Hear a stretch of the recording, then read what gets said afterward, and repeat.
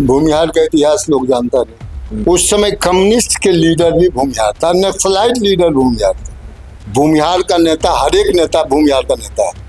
अब आप कह रहे हैं कि विजय सिन्हा भूमिहारों के नेता नहीं, उनको बनाया गया। अब बीजेपी ने यदि भूमिहार जात समझ के बनाया तो वो बीजेपी की मूर्खता थी। लालू जी के खिलाफ यादव नहीं वोट करता था क्या? नीतीश कुमार को कुर्मी ने हराया था उनको दोबारा। चीफ मिनिस्टर बने तब यूनिलीडर बन गए। विजय सिन्हा की सुरक्षा घटाकर, विजय सिन्हा को डिप्टी सीएम न बनाकर, या सीएम की रेस में थे उनको सीएम न बनाकर, क्या भारतीय जनता पार्टी ने भूमिहार समाज के वोटरों को नाराज कर दिया है? भूमिहार वोटरों को नाराज कर दिया है, जो कोर वोट बैंक माने जाते हैं भारतीय जनता पार्टी के। सवर्ण वोट बैंक जो है वो कोर वोट बैंक माने जाते हैं। ये चर्चा है राजनीतिक गलियारों में। भूमिहार का इतिहास लोग जानता नहीं। श्री बाबू से बड़ा तो भूमिहार लीडर कोई हुआ नहीं। उन्होंने आज तक जात की मीटिंग नहीं की। इतिहास के विरोधी के भी किताब आप लेकर आइए जहां श्री बाबू ने कोई भूमिहार की मीटिंग किया। उस समय कम्युनिस्ट के लीडर भी भूमिहार था, नक्सलाइट लीडर भूमिहार था श्री बाबू के जमाने में। और हम तो अपने बगल का उदाहरण एक बार आप ही को शायद दिया था कि कपिल देव सिंह सोशलिस्ट पार्टी से श्री बाबू के घर के बगल में जीतते थे। सुनैना शर्मा कम्युनिस्ट पार्टी से उनके घर के बगल से जीतती थी।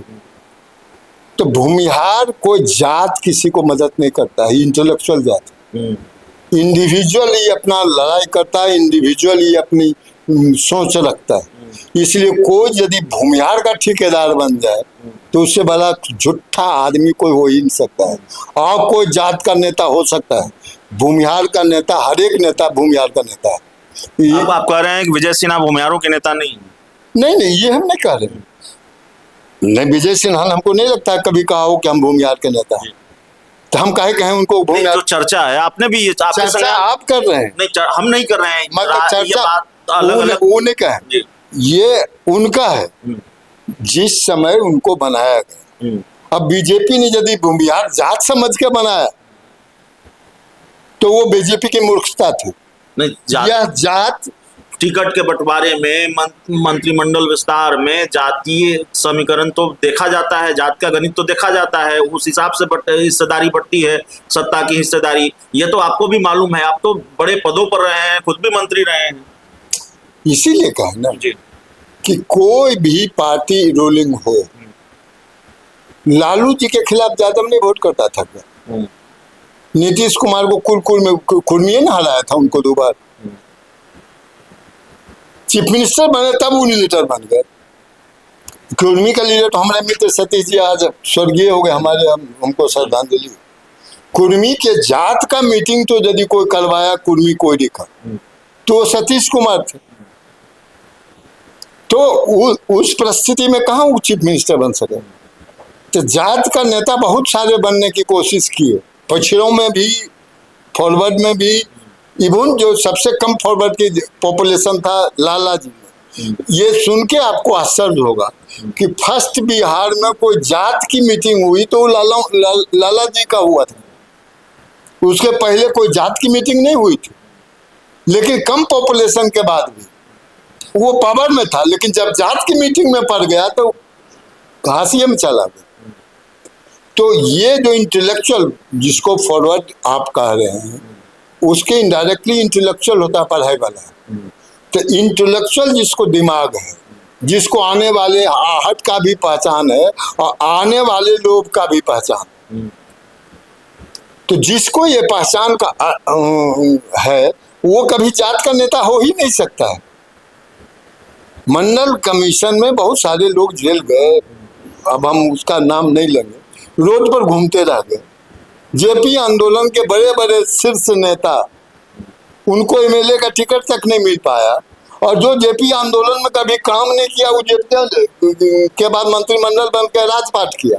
विजय सिन्हा के डिमोशन को कैसे देखते हैं? क्योंकि अब अगर मंत्रिमंडल में वो शामिल भी होंगे और शामिल होंगे, मंत्री भी बनेंगे, तो डिप्टी सीएम तो नहीं बनेंगे, तो डिमोशन ही कहा जा रहा है।